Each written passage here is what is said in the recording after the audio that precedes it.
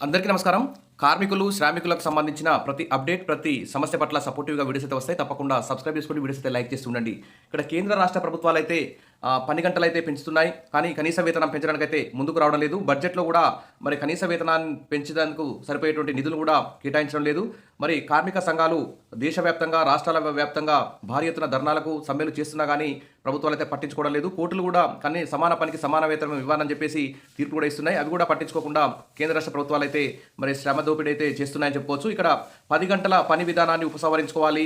తహసీల్దార్ కార్యాలయం వద్ద శ్రామికుల ధర్నా అంటూ ఇటు ఏపీ నుంచి అయితే చూస్తున్నాం. ఏపీ రాష్ట్ర కేబినెట్ ఆమోదించిన 10 గంటల పని విధానాన్ని ఉపసంహరించుకోవాలని సిఐటియు శ్రామిక మహిళలు మంగళవారం కాకినాడ రూరల్ తహసీల్దార్ కార్యాలయం వద్ద ధర్నా నిర్వహించారు. ఏ రంగంలో ఉన్న కార్మికునికి కనీస వేతనం 26,000 ఇవ్వాలని, భద్రత లేని రోజుల్లో శ్రామిక మహిళలతో పనిచేయించడం ఆపాలని నినదించారు. ఈ సందర్భంగా సిఐటియు నాయకులు తదితరులైతే పాల్గొన్నారు. మరి ప్రభుత్వాలన్నీ కంపెనీలకు, పారిశ్రామికవేత్తలకే చేదోడు వాదోడుగా ఉంటున్నాయి. శ్రామికులకు, కార్మికులకైతే కనీస వేతనం ఇవ్వకుండా శ్రమదోపిడీ చేస్తున్నాయని చెప్పి సిఐటియు నాయకులైతే ప్రభుత్వాన్ని దుయ్యబట్టారు. ఇక ఇప్పుడు చంద్రబాబు నాయుడు ఆలోచన మేరకు సంపదను పెట్టుబడిదారులు సృష్టిస్తున్నప్పుడు కార్మికుల పని గంటలు పెంచాల్సిన అవసరం ఎందుకు వచ్చిందని ప్రశ్నించారు. 8 గంటల పని విధానాన్ని అమలు చేయాలని కోరారు. పగటి వేళల్లోనే శ్రామిక మహిళలకు భద్రత ఉండట్లేదని, అలాంటిది వారితో రాత్రి వేళల్లో పనులు ఎలా చేస్తారన్నారు. నిర్బంధంగా పనిచేయించడం వల్ల కార్మికుల ఆరోగ్యంపై తీవ్ర ప్రభావం పడుతుందన్నారు. కేంద్రంలో మోడీ ప్రభుత్వం 29 కార్మిక చట్టాలను రద్దు చేసి 4 లేబర్ కోడ్లను తీసుకొచ్చి కార్మికులను కట్టు బానిసలుగా మారుస్తుందన్నారు.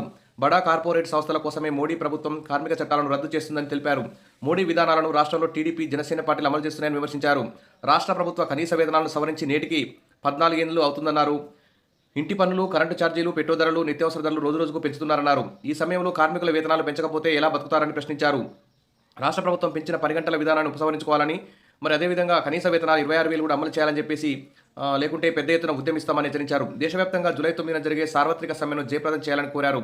ఈ కార్యక్రమంలో పలువురు శ్రామిక, కార్మిక సంఘాల నాయకులు తదితరులైతే పాల్గొనడం జరిగింది. సరే, ఏది ఏమైనా కనీస వేతనం 26,000 ఇచ్చే విధంగా చట్టాలైతే తీసుకురావాలి. మరి జాతీయ కనీస వేతన చట్టాన్ని కూడా అమలు చేయాలని చెప్పేసి ఇక్కడ కార్మికులు అయితే డిమాండ్ చేస్తున్నారు. ప్రస్తుతం పెరిగిన ధరలకు అనుగుణంగా కనీసం 26,000 ఇస్తే అది కూడా ముఠాముఠిగా సరిపోయే అవకాశం ఉంది. కాబట్టి కనీస వేతనాన్ని అయితే అమలు చేయాల్సిన అవసరం ఉంది. ఈ బడ్జెట్లో కూడా కేంద్ర ప్రభుత్వం కూడా ఈసారి జరిగే పార్లమెంట్ సమావేశంలో ఖచ్చితంగా కనీస వేతనాల అమలు దేశవ్యాప్తంగా అన్ని రాష్ట్రాల్లో కనీస వేతనాలు అమలయ్యే విధంగా మరి చట్టాలు తీసుకురావాలని చెప్పి కూడా డిమాండ్ అయితే చేస్తున్నారు. విషయాల మరిన్ని అప్డేట్స్ కోసం మన ఛానల్ని సబ్స్క్రైబ్ చేసుకోండి. వీడియోస్ అయితే లైక్ చేస్తుండండి. Thank you.